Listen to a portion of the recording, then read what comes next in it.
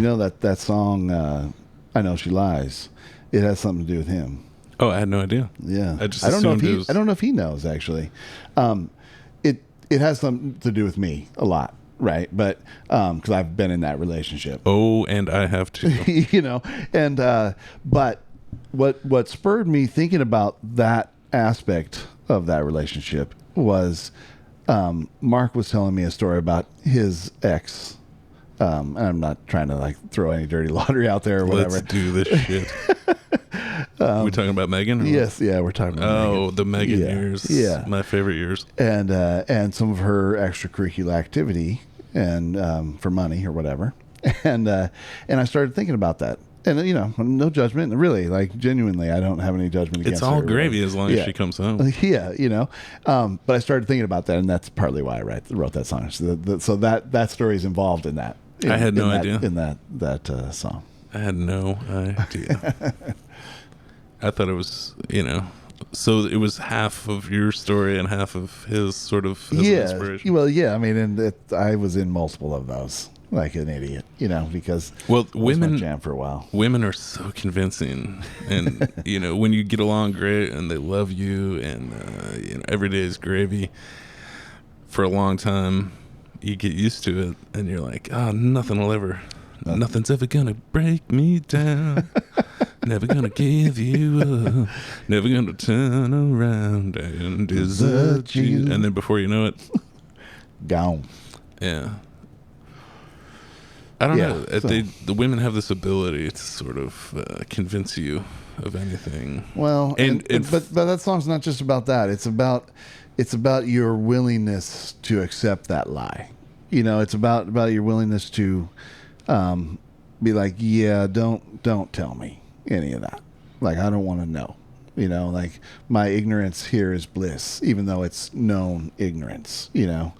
I can put the pieces together when you come home at 2 a.m. Oh yeah, no, everybody knows what the story is. I don't need the details. I don't need to hear about it. Right. I get the gist of the story. Right. And the point is, you're here, you're home, right. You're crawling in bed, right, to cuddle up and watch a movie. And the thing about women like that, though, is when they have this codependent guilt feeding cycle where they do something fucked up and they know it's all right, but they know it's still not good, and then they come home and they want to make it up to you, and then before you know it, you're having the most amazing love or dinner or whatever. Right. Right. It almost accentuates. It's like yin and yang, positive, negative. Right. Like most things in life, really. For sure. Yeah.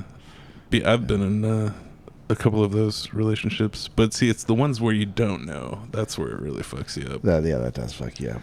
And it's always your best friend. What's up with that shit? Closest person. Yeah. Your brother. Yeah. Your cousin. Yeah. And you never see it coming. No.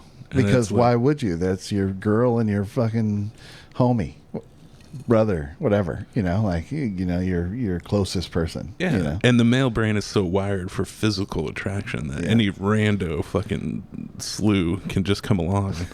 I have no idea who you are, where you're from, what you're, what right. you're, anything. And it doesn't matter, but for women, it's a whole different level. It's, what does this mean to you? How can I? That makes it worse. Yeah. I don't think none of this is making the podcast. Yeah. But, welcome to the 525 Records podcast, the podcast where we talk shit about women. How fucking horrible they all are. Even when they're great, they're horrible. Yeah. I've never been divorced, but I've seen a lot of divorces, and ones that I never thought would ever happen. People that I thought would be attached at the hip for life because it seems so strong, and it's just amazing. But the thing that overwhelms me is how bad dudes get screwed in family court. Like, family court, dude, it's so rigged in their favor. It's ridiculous. It's beyond Kafka. It's like, why do you even show up? Yeah. Now, my lawyer at a point, because my lawyer at one point told me I should fire him, and I was like, what? He's like, yeah, her lawyer is just burying me in paperwork, and it costs you money every time I have to answer, and it costs you money every time I That's engage. the way the system works. And so they're just burying me in request after request of nonsense, and I have to respond to them, and I have to forward it to you, and it just starts eating up money. My bill was at like 50 grand, like in a minute, and nothing had happened, and it was just yeah, whatever. But you just walk away. The shit they do to dudes in family court, it's like, it just does, it's beyond the pale. It's unfucking real. I mean, the whole system is designed to go after deadbeat dads and garnish their wages. Right. But it matters not how great of a father and how much you hold shit down. None of that matters. What is there to be had? And whatever you make, they fucking take. That's right. And it's like, where it gets really dicey is when you have an ex-wife or a wife that's particularly inspired and driven to be evil in this context. Like, oh, I'm gonna sue you for everything you fucking have, you asshole. The family court hears that and they go, yes, that's what music we want. to my ears. Yeah, that's what they want. They don't want justice. They don't want what's right for the kids. They don't want any of that shit. I mean, no, and it's how much money can they extract? Like, oh, you're now required to go to these parenting classes, and you are required to do this whole assessment that costs you this much money, and all of these things, and it all just generates money in their system. And so the system's just designed to get them money, not to actually help kids or children or family or it's fucked up. It's fucked up.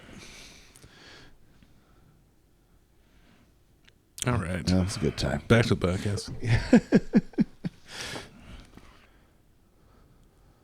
Let's talk about Supernatural Studios. We spent a bunch of money at that studio. Yes. Is there anything better than dropping $10,000 at a really nice studio? Yeah, it was a little ridiculous, but it was fucking awesome. Worth every penny. Yeah, it was awesome. Those were great days. It had like a kitchen. We'd like bring food and fucking, make up breakfast, and I've never recorded there. Record in and then go record in this beautiful room. It opens up to these huge windows, and it's all like wood, and a view of the woods or whatever, and this big, beautiful grand piano and separation booths and, the whole thing. And the mixing room is like up. So it's overlooking this kind of sunken place. It's a really nice place. Just a world-class studio. Yeah, just a really nice place to record. Like you could fart in there and it would be a gold record. Yeah, and we had a lot of fun on that, making that record. And then, so Pat, at this point, what is his role? He's an engineer, but is he also, he's playing on tracks? He's the man. He's making it all happen. I'm finding the money to make it happen, but he's really making it happen, because I don't know how to run those things. I know how to listen to stuff and give my 2 cents or whatever. But he made that happen. He called the guy, talked to him about the board, how to, the Neve sidecar, all the stuff that was there and how we were going to use it and what we could use. They had all the locker full of all the microphones and the thing full of all the effects and the house guitars are beautiful and the big amazing grand piano, like I said. And I don't know, it was a really nice place to work. But Pat really is the one that made that like actually a possibility. And he's working with a house engineer at Supernatural, or is we just freelance? Yeah, we just rented the room, and Pat knew how to make that room work.